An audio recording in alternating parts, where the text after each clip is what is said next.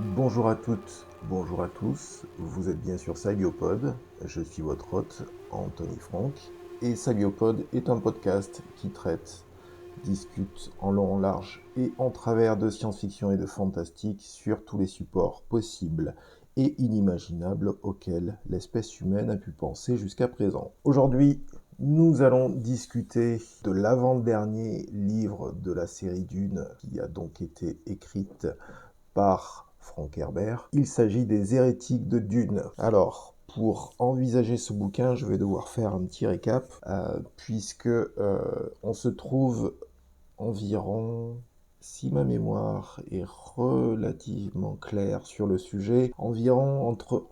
donc j'ai pas le chiffre précis puisque j'ai pas relu les bouquins depuis, mais entre 5000 et 10 000 ans après l'Empereur 2, donc de l'Empereur Dieu de Dune. Il s'est produit un certain nombre d'événements, bien sûr, donc la mort de l'Empereur Dieu, et ce qu'il cherchait absolument à produire, à savoir la dispersion, c'est-à-dire une forme d'explosion démographique, entre guillemets, et de démographique et géographique de l'espèce humaine, au-delà des systèmes solaires qui étaient déjà colonisés par les êtres humains. Un certain nombre d'individus et de groupes sont allés ailleurs, bien ailleurs que là où c'était d'ores et déjà une chose acquise. Alors je vais vous parler des personnages principaux de ce livre. Donc on va commencer par Taraza. Taraza, c'est la mère supérieure de l'ordre Bene Gesserit. On va d'ailleurs commencer par, je pense, les quatre révérendes mères qui sont au centre de ce bouquin, même si c'est pas nécessairement, elles sont pas toutes, on peut pas les considérer comme personnages principaux, mais ce sont les personnages qui ont leur importance pendant tout le livre. Donc Taraza, la mère supérieure, donc on pourrait considérer comme la présidente de l'ordre Bene Gesserit. Vous avez Audrade, qui est une révérende mère supérieure. Audrade, qui est une amie d'enfance de Taraza, donc elles se connaissent l'une et l'autre depuis qu'elles sont petites. Audrade a du sang Atréide, donc dans son patrimoine génétique. Lucilla, qui est une révérende mère et qui est aussi une imprégnatrice. Donc une imprégnatrice, c'est quelqu'un qui a des compétences en matière sexuelle importantes qui lui permettent en effet d'être, je dirais, efficace dès lors qu'il s'agit, on va dire, à minima de récupérer un certain nombre d'informations. Vous avez également Shangyu. Shangyu, c'est une révérende mère qui se trouve sur la planète Gamu et Gamu, c'est l'ancienne Giedi Prime. Giedi Prime, c'était bien entendu la planète des Harkonnen. Et depuis, cette planète s'appelle Gamu.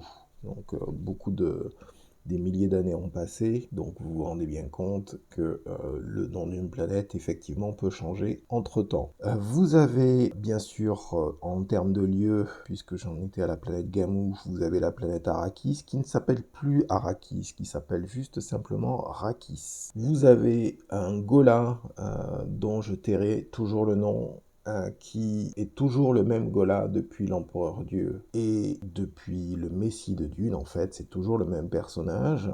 Et ce Gola, donc cette version-là du Gola a 8 ans. Et c'est un Gola qui est entraîné progressivement par un personnage qui a beaucoup d'importance dans ce livre, qui est le Bachar Maelsteg. Maelsteg est un Bachar qui est aux ordres du Bene Gesserit depuis très longtemps, en fait, donc un militaire qui va avoir la responsabilité de l'éducation militaire du Gola, puisque le Gola en question était un militaire dans ses vies précédentes. Je veux dire, à ce stade-là, pour ceux qui ne le savent pas encore quel est le nom du Gola en question, je pense que avec un minimum de recherche, vous arriverez à trouver qui cela peut être. Vous avez aussi un personnage qui est hors de tout ça, et c'est d'ailleurs je dirais la carte joker de l'ensemble de ces personnages. Alors ce personnage s'appelle Shiana, et c'est une jeune adolescente, post-adolescente, qui se trouve sur Rakis,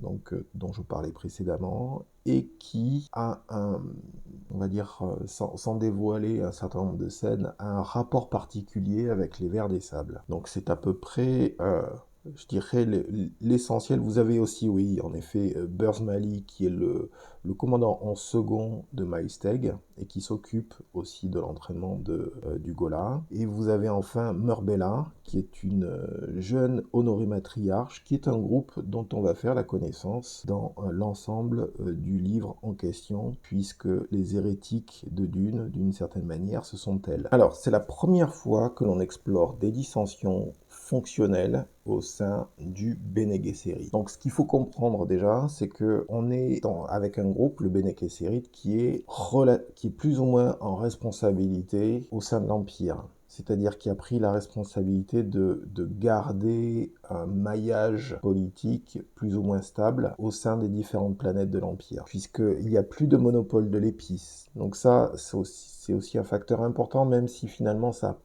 n'a pas autant de valeur qu'on le croit, mais l'épice maintenant, dans l'Empire, les navigateurs sont capables, et le Tleilax est capable de produire de l'épice de manière synthétique. Ils sont tout à fait en mesure de se passer en fait des vers des sables. Donc la production naturelle de l'épice n'est plus un volet nécessaire de l'économie au sein de l'Empire, ou tout du moins de ce qu'il en reste. Donc ce qu'il faut comprendre, c'est que finalement, ce sont encore une fois bien sûr des luttes de pouvoir, et un conflit de qui va diriger quoi, comment et de quelle manière, et qui va essayer de supplanter quelle autre faction. Mais ça, on va y revenir parce que il y a des spécificités dans ce livre très particulières. Ce qu'il faut savoir, c'est que la révérende mère supérieure Taraza, donc elle a commandé un Ghola, donc bien sûr le fameux Ghola que l'on a vu dans les livres précédents, et la responsable de ce programme, c'est Shang Yu. Elle a été désignée donc pour être la responsable, et c'est une sceptique, c'est quelqu'un qui, c'est une archiviste de mémoire, si je me souviens bien, c'est une archiviste, donc c'est quelqu'un qui a une notion de l'histoire, que ce soit des Gholas, que ce soit du Bene Gesserit. Donc c'est une étudiante en histoire, en fait, d'une certaine manière, et c'est ce qui l'a amenée à devenir archiviste. Et Shang Yu, elle trouve l'expérimentation sur le Ghola extrêmement dangereuse, et à tel point d'ailleurs qu'elle préférait mettre un terme définitif à l'expérience. Alors, quand je dis c'est une des premières dissensions au sein du Bene Gesserit, ce qu'il faut comprendre, c'est que la différence fondamentale avec les autres bouquins, c'est que c'est une dissension factionnelle. C'est-à-dire que vous avez la révérende mère Teresa qui est en position de dirigeante, mais son positionnement est contesté justement par Shang Yu et par d'autres qui suivent le raisonnement de Shang Yu. À la différence des dissensions qui ont pu se produire, notamment au tout début de cette série dans Dune, c'est-à-dire où Jessica s'est opposée à des décisions qui ont été prises, qui a décidé de trahir l'ordre Bene Gesserit et de suivre son cœur, d'une certaine manière, et de n'en faire qu'à sa tête, que ce soit pour le meilleur ou pour le pire. Donc ça, ce sont voilà, ça c'était un élément important. Donc à bien comprendre, c'est que tout est en flux à ce niveau-là, et il y a des réunions. Alors c'est un peu le problème de ce bouquin, si vous aimez pas ça, c'est-à-dire que ce sont des réunions entre différentes révérendes mères, ou des discussions avec le Bashar, donc qui est le commandant en chef des forces Bene Gesserit, et il y a beaucoup de ce genre de choses, avec beaucoup de sous-entendus, avec beaucoup de sous-textes. Il y a des choses qui sont dites, et il y a d'autres choses il y a d'autres silences qui sont faits pour être plus marquants, etc. Donc il faut apprécier bien sûr ce type de dialogue dans un livre pour éventuellement apprécier le bouquin dans son ensemble. Donc il y a un élément que j'ai remarqué, qui m'avait aussi beaucoup intéressé, c'est la notion de mémoire collective et individuelle, puisque si vous vous souvenez bien, les Bene Gesserit sont capables de se souvenir de leurs mémoires ancestrales, donc au fil du temps, puisqu'elles récupèrent la mémoire des Bene Gesserit précédentes. Et c'est un des éléments, je dirais, les plus originaux de ce bouquin, à savoir la superimposition de la mémoire passée d'un endroit particulier à la vision présente du même endroit. Alors c'est assez intéressant parce que vous avez Audrade, donc qui est une amie de Taraza, la révérende mère supérieure, mais qui elle aussi est une révérende mère, et qui va avoir une mission, donc des responsabilités sur Arrakis. Vous avez aussi Duncan sur Gamu, qui est Giedi Prime. Giedi Prime va être également révélatrice pour... donc vous avez le Ghola qui va revenir sur Gamu, donc l'ancienne Giedi Prime, et qui va avoir en effet des conflits mémoriels qui vont se produire puisqu'il a une mémoire de cette planète qui est en porte-à-faux avec ce qu'il vit au présent. Donc ça va avoir son importance. Alors l'autre thématique, et j'en ai parlé préalablement, c'est que, et c'est une thématique importante, c'est celle de la dispersion de l'humanité dans la galaxie. Et le paradoxe, c'est que comme il s'est passé beaucoup de temps, environ je n'ai pas les chiffres en tête comme je le disais, entre 5000 et 10 000 ans, c'est que cette dispersion fait son retour sur les planètes initiales de l'Empire. Et l'autre élément primordial de ce livre, c'est l'ascension au pouvoir, comme je disais, séculier des Bene Gesserit. Alors, la dispersion, c'est une évidente, faut pas passer par 36 chemins pour s'en rendre compte, c'est une évidente référence à la diaspora juive au cours des siècles, voire des millénaires. C'est quand même difficile de passer à côté.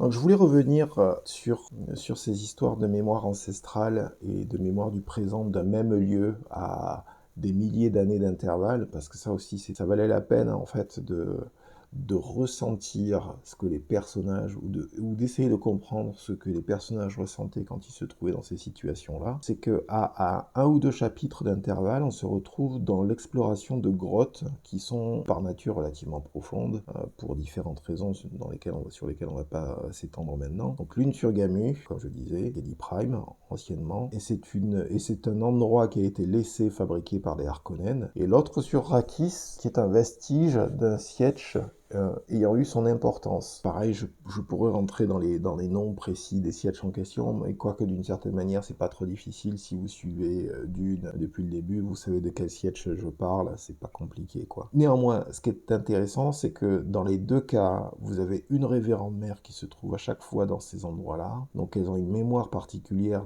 des endroits en particulier. Le Gola, qui se trouve sur Gamu, c'est pareil, se retrouve en porte-à-faux en termes mémoriels. Et dans les deux cas, cette exploration des abysses de chaque planète, c'est ça qui est intéressant, se veut aussi une exploration de l'inconscient des personnages découvrant ces lieux. Je me suis fait la réflexion en relisant ces chapitres-là, que ça me faisait penser en effet qu'on pouvait on pouvait aisément effectuer un parallèle avec la grotte où Luke Skywalker doit affronter son double malfaisant, puisque on est dans une symbolisation de j'ai une conscience de qui je suis à un instant T, mais la grotte, c'est d'une certaine manière la profondeur de mon inconscient, et donc je vais à la recherche de mon inconscient dans une grotte qui est liée au passé de la race humaine, ou au passé d'une partie de la race humaine, ou à mon passé en particulier, dans chacun des cas d'ailleurs, hein, au passage. Donc on est vraiment dans la même approche, affronter ses peurs inconscientes, parce qu'à un moment donné, il y a une peur qui se manifeste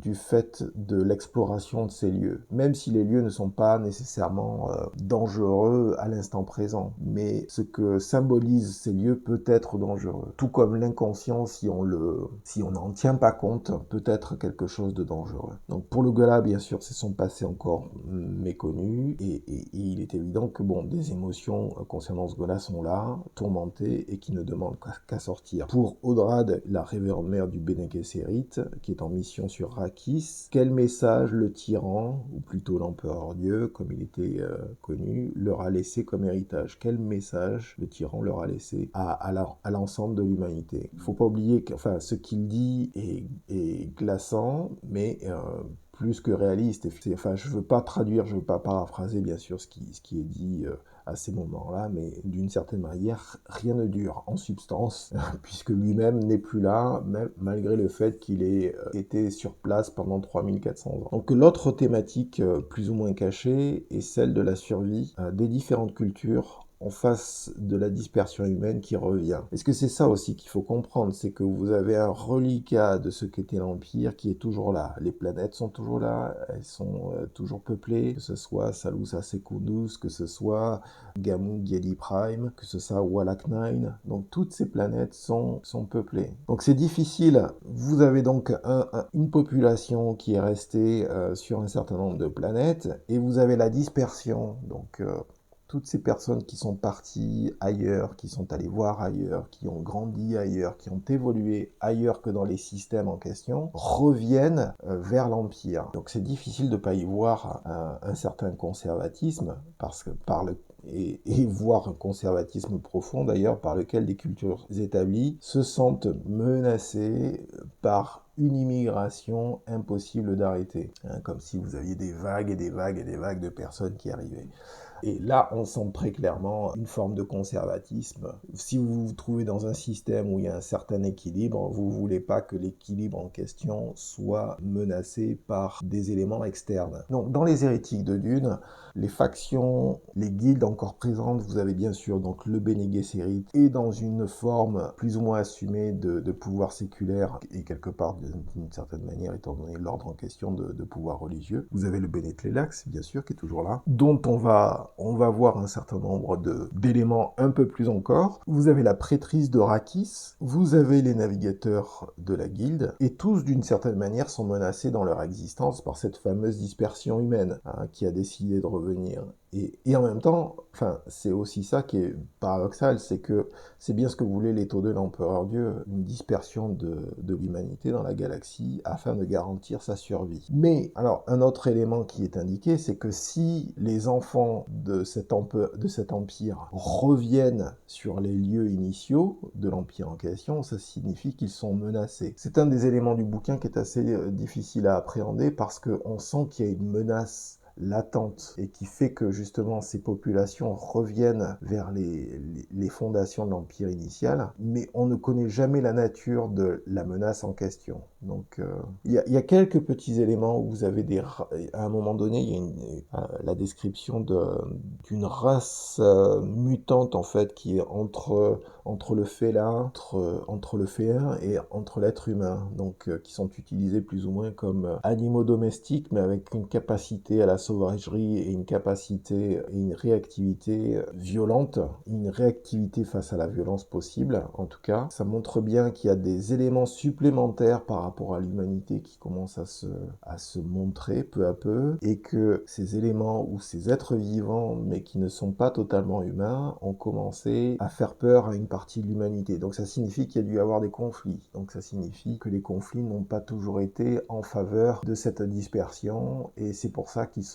Donc ça signifie que cette dispersion de l'humanité a dû perdre des territoires, et que donc ils reviennent vers l'Empire. Donc ça signifie bien aussi que l'Empire, il est menacé quelque part. Donc ça aussi, ça valait la peine de remettre l'accent sur cet aspect-là, pardon. Un autre élément très intéressant de ce livre, une des thématiques très inspirantes et très intéressantes, surtout pour l'époque, parce que moi je l'ai lu j'ai lu ces bouquins quand ils sont sortis. Ça aussi, hein, de manière contextuelle, ça vaut la peine. C'est-à-dire que ce sont des bouquins qui sont sortis dans les années 80 et j'ai eu accès à eux juste après avoir lu les 4 premiers, quoi. Donc vous avez une exploration de nouvelles technologies. Donc, et comme je le disais, rappelons-nous que ce sont des livres qui sont sortis au milieu des années 80. Donc il y a des éléments comme le fait de parler de visualisation tête haute. Donc quand on dit visualisation tête haute, ça veut dire la capacité de projeter des images devant soi, ok,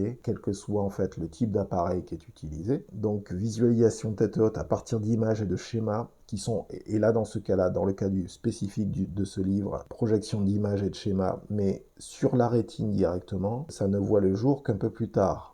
Hein, ce qu'il faut voir, c'est que la capacité à projeter sur la rétine directement des schémas et des images ne voit le jour que... alors c'est ça aussi, ouais, tout à fait, qui est un peu étrange, ça ne voit le jour que fin des années 80. Alors il y a des recherches en effet, donc je suppose que Frank Herbert, comme tout écrivain d'une certaine qualité, est allé faire un certain nombre de recherches sur les sujets en question. Et c'est fin des années 80, début 90 que vous avez bien sûr la réalité virtuelle qui vous permet de projeter sur la rétine un certain nombre d'informations visuelles. Et vous avez la réalité augmentée, par contre, qui arrive bien plus tard, puisqu'il faut compter, je crois qu'il faut compter aux alentours vers 2009-2010. Mais tout ça est envisagé au milieu des années 80 dans le livre en question. Et l'un des personnages, justement, fait appel à des processus numériques internes pour projeter sur sa rétine des informations qui se mettent à jour de manière dynamique, notamment d'une bataille en cours. Ce qui veut dire que c'est donc un implant interne, qui affiche des messages digitaux sur la rétine du personnage en question grâce à un implant qui fait que c'est déjà pour l'époque, c'est pas totalement novateur puisqu'il faut quand même se rendre compte que vous avez le cyberpunk qui est arrivé entre temps au milieu des années 80, donc je pense que c'est pareil aussi. Frank Herbert est très au courant de ce qui a un certain succès, je pense, autour de lui. Je pense qu'il est aussi obligé de s'adapter, de voir que l'informatique a de plus en plus d'importance, etc. Donc il est évident que ça va être compliqué de ne pas tenir compte de ces aspects-là, surtout quand on écrit la science-fiction. Alors c'est ça aussi, hein, comme je le disais dans l'Empereur Dieu, ce qui est assez marrant, c'est que Frank Herbert fait une forme d'avertissement sur l'utilisation des technologies et de la science dans ses livres, et notamment dans l'Empereur Dieu. Mais c'est quelqu'un qui est très très au fait de ce qui se produit, de ce qui sort, c'est quelqu'un qui en tout cas en donne vraiment l'impression, c'est quelqu'un qui est à jour de ses connaissances. Donc ça aussi, on est toujours un peu dans le paradoxe entre le message qui est délivré et la posture en termes de veille technologique de l'écrivain. C'est assez, ça vaut la peine de faire la remarque, je pense. L'autre chose, et peut-être au niveau technologique, la chose la plus troublante en tout cas, et cette description d'éléments permettant de créer ce que Frank Herbert appelle des non-espaces et aussi des non-vaisseaux. Alors qui par définition sont des emplacements qui sont indétectables par des moyens extérieurs, que ce soit par des moyens radars, par des caméras qui vont de l'infrarouge à l'ultraviolet, ou des moyens thermiques, ou encore gravitationnels et vibratoires. Ce qui veut dire que les lidars qui sont utilisés en archéologie à l'heure actuelle ne seraient pas capables de détecter les lieux en question. C'est aussi ça qu'il faut voir. C'est-à-dire que pas juste les radars, c'est aussi les lidars, et c'est aussi les variations thermiques qui sont effectuées. Donc ça veut dire un camouflage des lieux en question qui est tel qu'on ne peut pas les découvrir. Donc ça vaut la peine aussi de se pencher sur cette description-là, parce que finalement ce sont des lieux avec des propriétés, en tout cas pour l'époque, exotiques, mais néanmoins qui ressemblent fortement à ces technologies, parce qu'on est au milieu des années 80, il faut se rappeler cet aspect-là. Donc ce sont des technologies qui permettent de rendre invisible, ça ressemble aux technologies, qui permettent de rendre invisible certains chasseurs bombardiers dont on sait qu'ils ont servi pendant la guerre entre le Koweït et l'Irak et l'intervention des États-Unis. Hein. Donc c'est pas tout à fait la même chose, c'est pas une équivalence, mais on n'est pas loin. Quand même, on est dans la même idée, c'est-à-dire rendre invisible quelque chose qui pourrait être menaçant. Alors petit aparté, parce que c'est pas quelque chose qui est nécessairement connu, mais des amateurs qui lisent un petit peu de science-fiction, mais qui n'en lisent pas comme moi, hein, mais ce qu'il faut savoir, c'est que certains auteurs de science-fiction américains ont eu quelques colloques avec différents corps d'armée pour imaginer en effet différentes armes ou différents types d'armes, offensives, défensives, dans un futur plus ou moins éloigné, et ce depuis les années 70. C'est quelque chose qui a été assez récurrent à partir des années 70. C'est quelque chose dont on ne parle pas à l'heure actuelle, hein, en 2024, entre 2010 et 2024, ou entre 2000 et 2024, mais c'est quelque chose il y a des collections de bouquins qui sont sorties, collections de bouquins américains, des anthologies qui sont sorties, où vous avez une collaboration entre des militaires, donc des officiers de haut rang, et des auteurs de science-fiction, pour sortir pour dégager un certain nombre de tendances, afin de comprendre qu'est-ce qui serait susceptible d'être utilisé ou quel type de conflit pourrait avoir lieu, etc. Donc, se rappeler que depuis le début des années 70, donc il faut savoir, en effet, pour info, en France, que là-dessus, il faut être très clair, on a à peu près 50 ans de retard, puisque des équivalences ont été mises en place aux alentours de 2020, 2021, 2022 à peu près. Puisque les programmes, je pense, ont ont été publiés il y a 2 ans. Mais bon, il faut comprendre que c'est bien sûr pas le même type, nous ne sommes pas dans les mêmes pays et qu'un certain nombre de ces travaux ont été gardés secrets. Je pense que c'est de toute façon d'ailleurs toujours le cas pour les États-Unis, puisqu'ils en parlent même pas, il n'y a plus d'anthologie, il n'y a plus rien qui sort, donc ça signifie que s'il y a des colloques qui sont effectués avec des auteurs de science-fiction, c'est gardé sous le secret défense a priori. Mais je tenais à signaler que ces éléments-là, en France, enfin, faut pas rêver, ça n'a pas dû être, comment dire, si vous mettez votre imagination au service de votre pays plutôt que de pondre des bouquins, ce qui serait bien, c'est d'être correctement rémunéré. Enfin, ce qui serait bien, c'est que l'État ne le considère pas nécessairement juste comme un devoir, mais soit en mesure, bien sûr, de rémunérer correctement les colloques et les comptes rendus qui sont effectués de ces éléments-là, parce que je ne vois pas comment on peut continuer à faire ça à moindre coût. C'est une manière de dire que, enfin, je pense que les auteurs de science-fiction américains, qui certes dans les années 70 étaient dans un âge d'or, donc ont dû être payés assez grassement, ou peut-être pas, j'en sais rien. En tout cas, ou peut-être que ça leur a ouvert des portes auxquelles ils n'avaient pas pensé immédiatement. Donc c'était peut-être juste du networking, comme on dit. Bon, je pense on a passé un peu l'époque du networking, et quand vous effectuez des travaux de ce type, ça demande aussi de se creuser les méninges. Et qui dit se creuser les méninges dit aussi, voilà, être rémunéré en fonction. Ou alors, si on n'est pas rémunéré en fonction, avoir la possibilité de mettre en place des startups pour travailler sur les sujets en question aussi, mine de rien. Aparté étant fait, je pense que ça valait la peine de parler de ça, parce que dans ce bouquin, Frank Herbert, en fait, est très, très à jour de ce qui se fait. Il est très, très à jour de l'implication de ces technologies, juste pour donner un ordre d'idée. Parce qu'on est dans un contexte de science-fiction. Donc vous avez la planète Gamu, qui anciennement Gedi Prime, qui est entourée de non-vaisseaux. Les non-vaisseaux, ce sont des vaisseaux spatiaux, d'accord, mais qui ne sont pas détectables. Donc, de quelque manière que ce soit, c'est-à-dire de manière visuelle, à travers des radars, donc, ou en tout cas, ils ont une capacité à ne pas être détectés qui est suffisamment grande pour éviter d'être targetés par un certain nombre. Alors, quand je parle de non-vaisseaux comme ça, il y a autre chose qui me vient en tête, c'est évident. Si vous avez vu, si quelqu'un a vu, ne serait-ce que les légendes, hein, on va parler de légendes pour l'instant, avec tout le sarcasme que cela suppose, les légendes des ovnis, ok, avec tout le sarcasme, parce que je pense que 99% bien sûr sont des légendes, et le 1% restant a de l'importance. Et concernant ces éléments-là, ce qu'il faut bien voir, c'est que quand vous avez une description des non-vaisseaux qui est faite par Frank Herbert, et que vous prenez les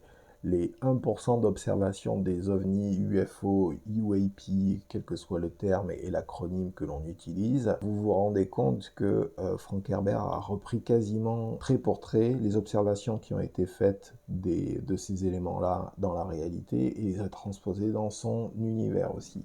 Alors je ne sais pas si c'est voulu, je ne sais pas si le lien et l'analogie que j'effectue est la bonne, mais c'est difficile de ne pas remarquer qu'il y a une similitude de comportement entre les ovnis, UFO, UAP et les non-vaisseaux qu'il décrit dans les hérétiques de Dune, qui sont capables de passer à travers des défenses, qui sont capables de passer inaperçus, etc., etc. Tout comme d'être perceptibles si c'est nécessaire quand ils en ont besoin. Donc c'était quand même important de faire remarquer cet aspect-là, même si il n'est pas nécessairement le plus évident, mais je pense que l'analogie était simple à faire et que ce serait dommage de ne pas la faire. Donc, je voulais revenir sur la dispersion, parce que, en gros, c'est quoi cette fameuse dispersion? C'est le résultat de la voie dorée, du Golden Path de l'Empereur Dieu, c'est-à-dire en gros une explosion génétique humaine dans la galaxie, permettant en tout cas une multiplicité et en effet une diversité de l'espèce, pas juste au niveau génétique, mais aussi au niveau culturel. Et pour l'Empereur Dieu, c'était le meilleur signe que la race humaine était en mesure de survivre.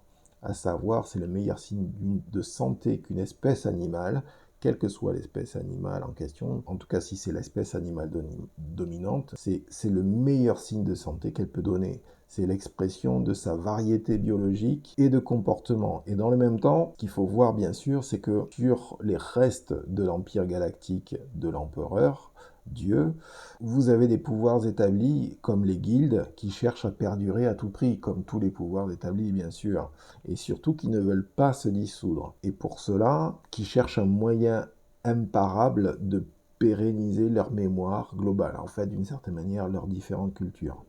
Donc pour le Bene Gesserit, on sait qu'elles le font déjà depuis des millénaires via l'essence d'épices distillées qui leur permettent donc aux Bene Gesserit de transférer leurs mémoires ancestrales d'une révérende mère à une autre. Comme je le dis, tout cela n'est qu'au fond une recherche d'immortalité par des moyens biologiques de substitution, qui bien sûr, de manière quasi symétrique, s'opposent à l'évolution génétique naturelle que préconise l'Étau 2, l'Empereur Dieu. Donc c'est pour ça, je tenais aussi à revenir là-dessus, quand je dis que l'Empereur Dieu, son message, quand Audred se trouve dans la grotte d'un ancien sietch et qu'elle découvre les messages que l'Empereur Dieu a laissés et que je paraphrase en disant que rien ne dure, c'est une manière de dire ce qui va favoriser la capacité de l'humanité à survivre en tant qu'espèce biologique, c'est sa capacité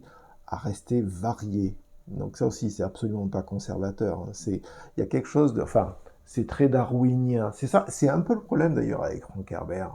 Il laisse l'impression que les théories de l'évolution de Darwin, il les a pris vraiment au pied de la lettre et que, en fait, ce qu'il a vu dans le règne animal de manière classique, il le transpose dans le règne humain avec les éléments de résistance, les éléments de résistance, mais aussi les éléments les fondations politiques qui sont le propre de l'être humain. On voit bien que, enfin, je l'avais d'ores et déjà dit dans le podcast précédent avec l'Empereur Dieu de Dune, c'est que l'Empereur Dieu se voit comme un prédateur et comme un prédateur qui finalement ne fait que tuer les plus faibles. Et ceux qui sont capables de se rebeller complètement sont finalement les plus forts quelque part. Sont les plus forts et ceux qui réussissent la rébellion sont d'autant plus forts. Alors attention, ils sont forts à se rebeller et ils sont forts à la réussite d'une rébellion. Ce qui ne veut pas dire qu'ils vont être forts pour gouverner à la suite de l'Empereur Dieu. Et d'ailleurs, le mécanisme était très bien monté d'une certaine façon, c'est que la chape de plomb que mettait en place l'Empereur Dieu était telle que ça ne pouvait faire qu'une chose, c'est libérer les êtres humains du joug de l'Empire et donc faire en sorte que des gens veuillent aller ailleurs que où l'Empire se trouve, d'une certaine manière. Et c'est pour ça que on est en effet dans un certain antagonisme entre le conservatisme qui existe encore dans l'Empire, avec tous ces corps constitués que sont les différentes guildes, et notamment et spécifiquement bien sûr le Bene Gesserit. D'ailleurs, un des personnages dont j'ai parlé au départ, Shang-Yu, qui est l'administratrice du programme concernant le Ghola, est une représentante de ce conservatisme-là, où elle dit attention, on est en train de jouer à des choses dangereuses avec les modifications qui ont été faites sur le Ghola en question. Est-ce que ça vaut le coup de le faire ? C'est peut-être vraiment contre nature de faire cela.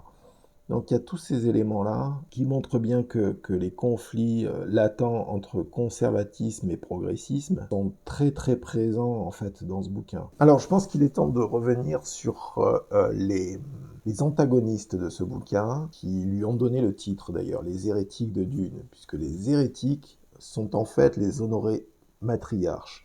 Et ces fameuses honorées matriarches, elles sont bien sûr très concernées par le plan de l'Empereur Dieu de Dune, puisqu'elles sont le produit de la dispersion humaine. Alors, le terme honorée matriarche, il singe, il imite de manière évidente, pas la peine de passer par quatre chemins, celui des révérendes mères. Révérende mère, honorée matriarche, pas compliqué à comprendre. Bon, pendant la dispersion, ayant suivi l'Empereur Dieu et son décès, en fait, ce sont un certain nombre de truitesses, les fish speakers en anglais, et des révérendes mères, qui se sont certainement associées, donc des révérendes mères dissidentes, un peu comme Jessica finalement, dissidentes de l'ordre classiques dérivés en mer, du Bene Gesserit, qui se sont donc associés pour survivre. Et pour survivre dans le cadre de la dispersion, à savoir partir des zones spatiales connues et aller coloniser d'autres planètes. Et donc elles se sont trouvées une dénomination appropriée pendant leur pérégrination hors des zones d'influence humaine dans la galaxie. Donc, bon, je n'invente rien, bien sûr, tout ça c'est de la paraphrase, et c'est des éléments que l'on trouve dans le bouquin, mais c'était important au niveau thématique de comprendre d'où viennent ces antagonistes, qui est-ce qu'elles sont, d'où est-ce qu'elles proviennent, quelles sont leurs origines. C'est assez important. Néanmoins, pour survivre, ce groupe et là on va vraiment dans le détail, c'est que ce groupe plus ou moins homogène a dû utiliser les techniques qui étaient à sa disposition. Et il y a une forme d'amplification, voire d'extrémisme, on va dire d'une certaine manière, des techniques qui sont utilisées par le Bene Gesserit. Donc, en gros, les techniques de corps à corps, que ça soit martial et ou sexuel, qui sont la marque de fabrique du Bene Gesserit initialement. L'éloignement spatio-temporel de ce groupe, de son point d'origine, a fait que des variations de plus en plus grandes se sont faites avec ce fameux Bene Gesserit, en effet, et ont finalement perverti un peu plus ce que faisait déjà le Bene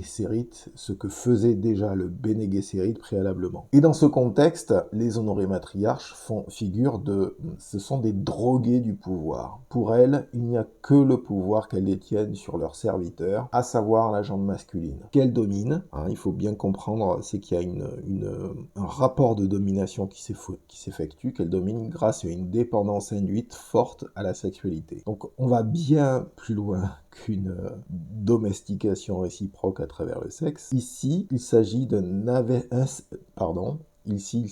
asservissement systématique et collectif qui est opéré au profit de ces Bene Gesserit dégénérés que sont devenus les honorés matriarches. Donc ne pas oublier aussi, il y a un élément important, qu'en s'éloignant des planètes sous l'emprise de l'Empire, les honorés matriarches vont devoir se passer de l'épice. Donc leur transformation devient donc totale et leur dénomination nouvelle finit bien sûr par les définir totalement. C'est-à-dire qu'elles ne passent pas par le fait de transférer les mémoires ancestrales puisqu'elles n'ont plus accès aux produits dérivés de l'épice qui permettent, l'essence d'épice qui permet de faire cette cérémonie et ce rituel. Elles utilisent une autre substance de substitution, mais qui n'a pas tout à fait les mêmes effets. L'effet que la substance peut avoir, c'est permettre à leur corps d'être plus rapide en mouvement dès lors qu'elles sont en combat. C'est l'effet essentiel que ça peut avoir, et ça a un effet sur leurs pupilles également qui deviennent orange dès lors qu'elles commencent à être en colère, ce qui est assez rigolo en fait d'avoir des pupilles qui se dilatent et qui deviennent orange dès lors que vous êtes en rogne, puisque c'est quasiment un quasi-symbolisme de la rage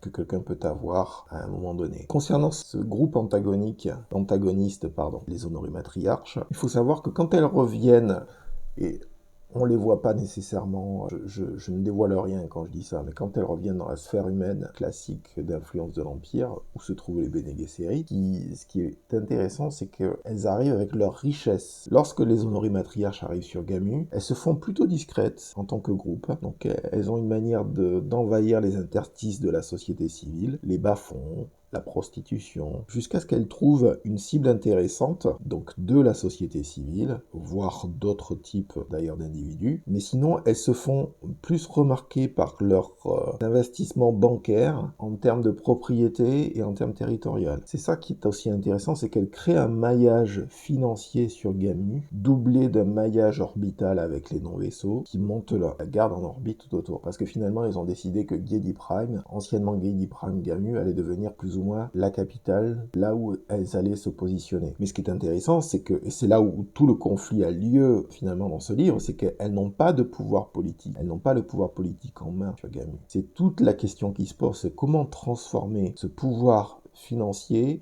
en influence politique incontestable. Elles n'en sont pas encore là parce que les Bene Gesserit, le Tleilaxu aussi également, et en fait tous les autres guildes ont encore une influence très notable dans le sens où elles ont presque tout hérité de l'Empire laissé par les Tau-2. Donc concernant ce groupe qui est relativement homogène, les honorés matriarches, ça va être très difficile de pas mettre les pieds dans le plat avec des ennemis pareils, avec des antagonistes pareils, parce que avec ceci, Frank Herbert se permet de décrire du lourd. Et il est inutile de se cacher derrière son petit doigt. ça. Donc sous couvert, une fois de plus, c'est pas une critique directe. Ce que fait Frank Herbert en parlant des honorés matriarches, rappelons que Frank Herbert est né dans les années 20, que en 1960, il est né en 1920, en 1960 il a 40 ans, donc il voit la pilule arriver, la pilule étant une technologie qui est le produit de recherche et développement effectué dans la biochimie, ok, donc il se rend bien compte de l'impact que la pilule peut avoir dans les relations hommes-femmes, qui veut pas dire, attention, ne prenez pas ce que je suis en train de dire pour un déni des avantages de la pilule, mais il est évident que c'est une technologie qui n'est pas neutre, c'est-à-dire que en même temps ça permet aux femmes d'avoir contrôle de leur corps et donc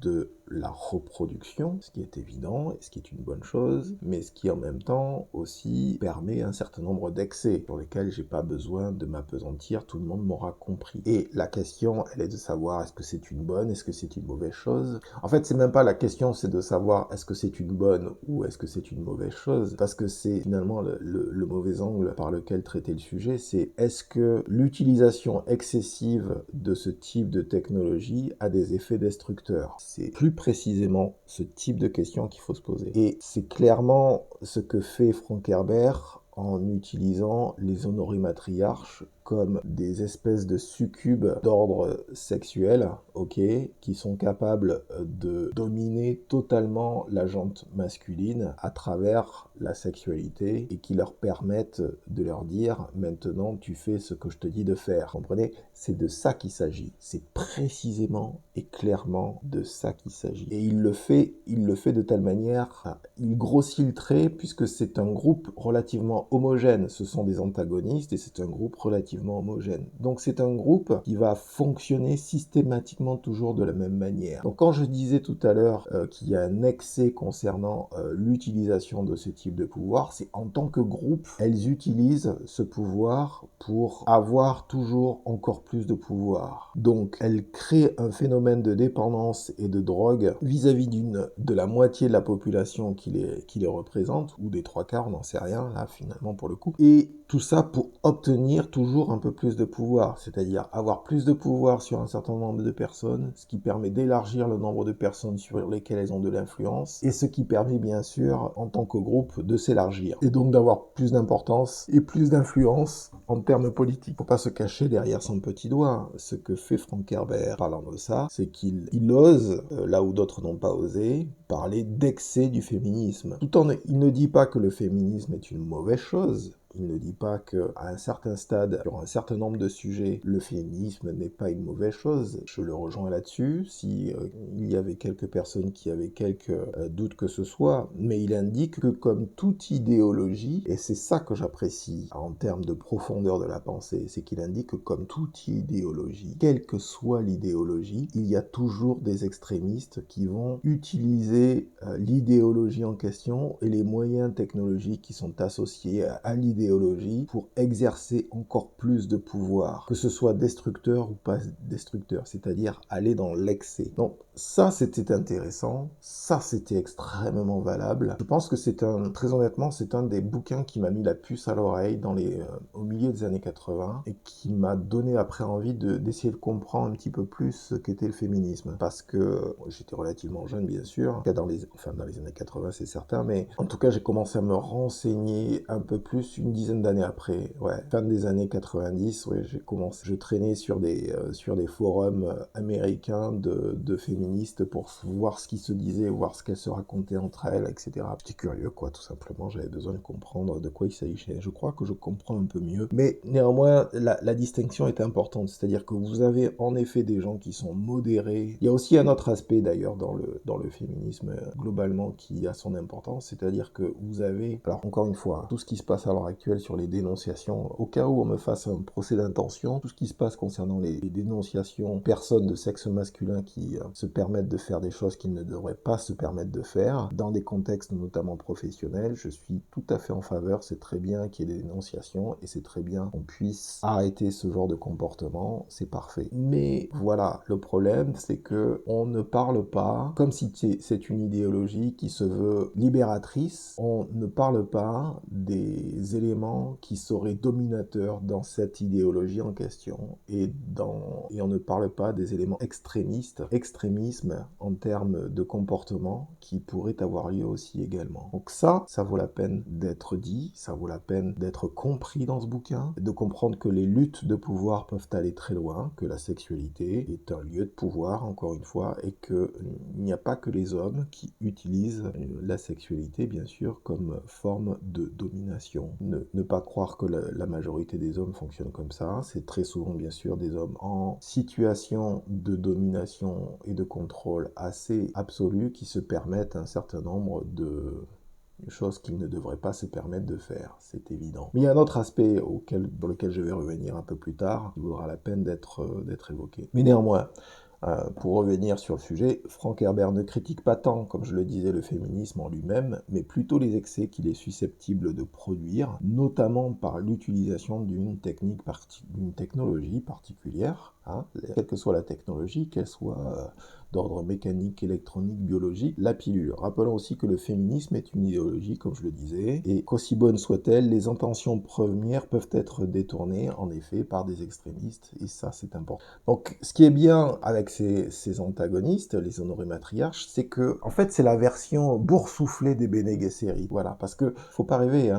ce que montre Frank Herbert, il montre une version modérée, responsable, comprenant qu'utiliser certaines facultés doit se faire dans une certaine retenue, dans un certain équilibre. Ce sont bien sûr les Bene Gesserit. Mais, en tant que Bene Gesserit, ayant tous ces pouvoirs à leur disposition, elles peuvent être tentées. Il ne faut pas non plus le cacher. Elles peuvent être tentées, mais elles comprennent les dangers d'une surutilisation de leurs connaissances et savoir-faire en matière de sexualité et de reproduction. Et à l'inverse, les honorés matriarches n'hésitent pas à utiliser tout le registre copulatoire à leur disposition pour subjuguer et, comme je le disais, asservir la jante masculine dans une société, et ça c'est très particulier à la société des honorés matriarches, dans une société de la carotte et du bâton. Le bâton pouvant aller de la torture à l'exécution. Donc on est dans une société de l'extrême, où plaisir et douleur à l'extrême. Le problème, bien entendu, de cette méthode de gouvernance, c'est qu'elle finit par avoir des membres résistants à la douleur. Et ça, c'est un des fondamentaux de ce bouquin qui est très intéressant pour ça. C'est-à-dire que si vous continuez systématiquement à infliger de la douleur à quelqu'un, personne en question, ou en tout cas une partie, vont finir par être insensibilisés ou avoir des méthodes pour devenir insensibles aux douleurs infligées. Et qui dit insensible dit que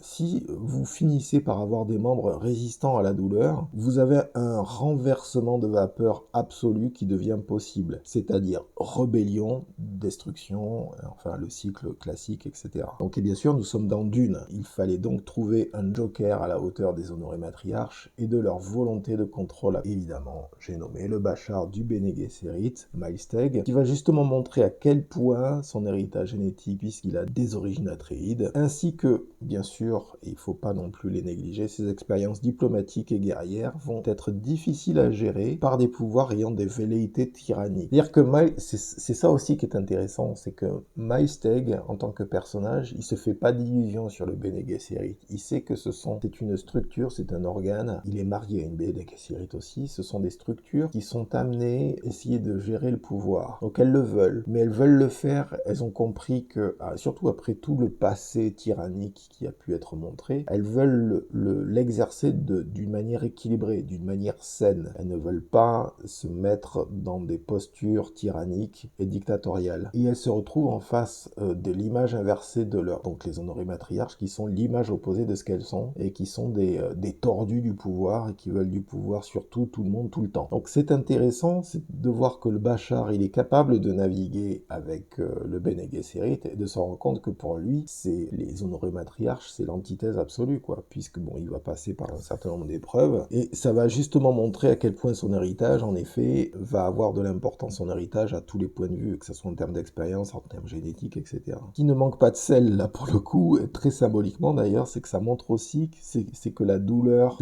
douleur peut déclencher chez quelqu'un en mesure de la supporter. Donc, pour revenir à ce que je disais précédemment sur le plaisir et la souffrance, utilisé comme méthode de gouvernance. Vous avez un individu qui va montrer à quel point ces expériences-là sont susceptibles de le transformer. Donc, il y a tout le côté ritualistique d'ailleurs que l'on retrouve dans les bouquins précédents. On le retrouve ici aussi. Dire Miles, c'est la figure masculine qui dépasse la douleur qui lui est infligée. Bien sûr, dans ce sens-là, il est très intéressant.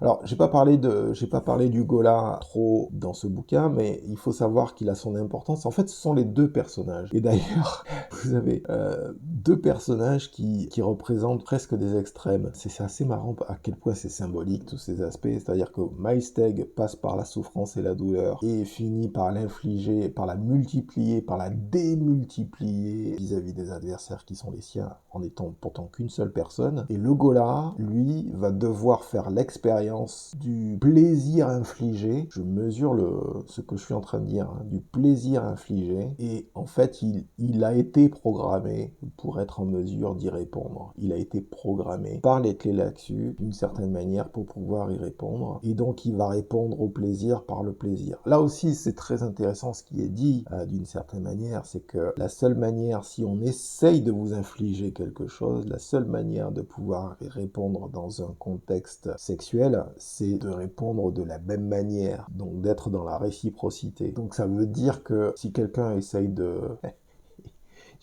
j'ai trouvé... Enfin, en même temps, il y a quelque chose de très réaliste, en même temps, c'est complètement à côté de la plaque, puisqu'on sait très bien que les rôles sexués entre hommes et femmes sont très différenciés. Il y a une variation très importante. Après, ça dépend aussi de la communication qui s'effectue entre les différentes personnes. Donc ça aussi, il est évident qu'il faut en tenir compte. Mais néanmoins, c'est-à-dire que là, on est dans une phase de non-dit, c'est-à-dire de rencontre entre deux personnes. Je ne vais pas dire quelle personne, parce que c'est pas très important, mais en fait, il va rencontrer une jeune honorée matriarche, dont j'ai déjà parlé d'ailleurs précisément, et elle va essayer un certain nombre de trucs sur lui, et lui va être en mesure d'y répondre. Mais ce qui est important, c'est de savoir que les deux personnages masculins protagonistes de cette histoire vont avoir les deux expériences typiques que les honorés matriarches proposent, c'est-à-dire le plaisir et la douleur. Et donc, il va y avoir des conséquences de part et d'autre de ce spectre. Et je pense qu'on peut s'arrêter là parce que finalement, le bouquin, ça sert à rien finalement de vous raconter le reste pour la simple et bonne raison que c'est pas le plus intéressant. Ce sont les thématiques. Encore une fois, ce qui m'a intéressé, c'est de faire une exploration des thématiques qui vous sont proposées. Et c'est là où ce bouquin a le plus de validité. Il y a beaucoup de choses qui sont dites sur les Tleilaxu, il y a beaucoup de choses qui sont dites sur les danseurs visages. Et effectivement, je pourrais m'appesantir un peu plus sur le sujet. Je pense d'ailleurs que je le ferai dans le dernier bouquin, puisque c'est aussi quelque chose qui est exploré dans le dernier bouquin, La Maison des Mères, Chapter House. Et je pense que donc j'insisterai un petit peu plus là-dessus. Parce que c'est vrai que les Tleilaxu, on les voit un peu plus dans ce bouquin, c'est-à-dire qu'il y a des négociations qui sont effectuées. Le problème c'est que les honorés matriarches arrivent en force, arrivent en masse. C'est une force dont il est difficile de ne pas tenir compte. Et pour être en mesure de contrer cette force, il y a des alliances qui doivent être effectuées avec les différentes guildes qui existaient précédemment. Et donc bien sûr, le Tleilaxu est une guilde importante puisqu'ils font du génie génétique et que les Gola et les danseurs visages ont toute leur importance maintenant. Il y a aussi bien sûr des recherches sur l'immortalité qui vont être effectuées, pas tant à ce niveau-là. Ce qui vaut la peine, c'est que la notion de pouvoir collectif, c'est-à-dire l'extrémisme, l'espèce d'avarice ou de volonté de tout dévorer sur son passage des honorés matriarches, est assez intéressant, surtout quand on compare cette notion avec ce que l'on vit à l'heure actuelle en termes de capitalisme et de finance à l'échelle internationale. Je pense qu'il y a des parallèles à faire qui ne sont pas anodins à faire d'ailleurs. Je pense que cela n'aura qu'un temps parce qu'on va très vite se rendre compte que être le plus gros, c'est pas nécessairement être l'organisme le plus sain qu'il soit. C'est d'ailleurs précisément ce qui se passe avec les honorés matriarches, en tout cas dans ce livre, pas dans la réalité. On peut se poser des questions de est-ce que être le plus gros, avoir la trésorerie la plus importante, est-ce que c'est vraiment ça qui fait la qualité d'un environnement, d'une société, d'un groupe humain qui travaille ensemble, etc. Enfin, il y a tout un ensemble de choses dont on pourrait parler, bien sûr, et sur lesquelles on pourrait continuer à débattre pendant très longtemps, mais je pense que je vais m'arrêter. Je pense que ouais, je vais m'arrêter là. J'étais assez surpris de voir que finalement, il m'a fallu un peu plus de temps que je ne le pensais pour prendre des notes sur ce bouquin, parce qu'il traite de beaucoup de sujets finalement. Ce sont tous des sujets qui sont très bien entremêlés, et dans ce sens-là, ça vaut le coup. Et je pense en effet qu'il y a quelque chose de très contemporain, notamment dans le côté fonds d'investissement. Je pense que cet aspect-là a sa validité, d'autant plus quand on voit Denis Villeneuve qui a tout à fait raison de se permettre de critiquer un certain nombre de multinationales parce qu'elles appartiennent à tel ou tel groupe financier qui essaye de récupérer son investissement le plus rapidement possible sans tenir compte de la manière dont est consommé un certain nombre d'œuvres qui devraient être d'abord consommées au cinéma avant de pouvoir être vues sur d'autres supports. Par exemple, j'avais trouvé sa critique tout à fait valable, et c'est vrai qu'on la trouve dans les premiers Dune, mais ça a encore plus de pertinence d'ailleurs dans ce livre-là, quoi. C'est-à-dire qu'il parle clairement de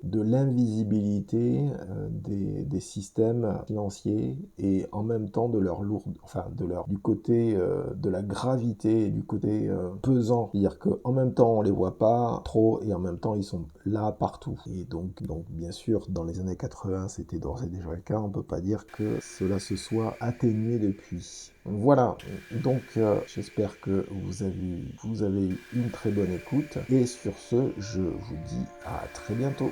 Au revoir.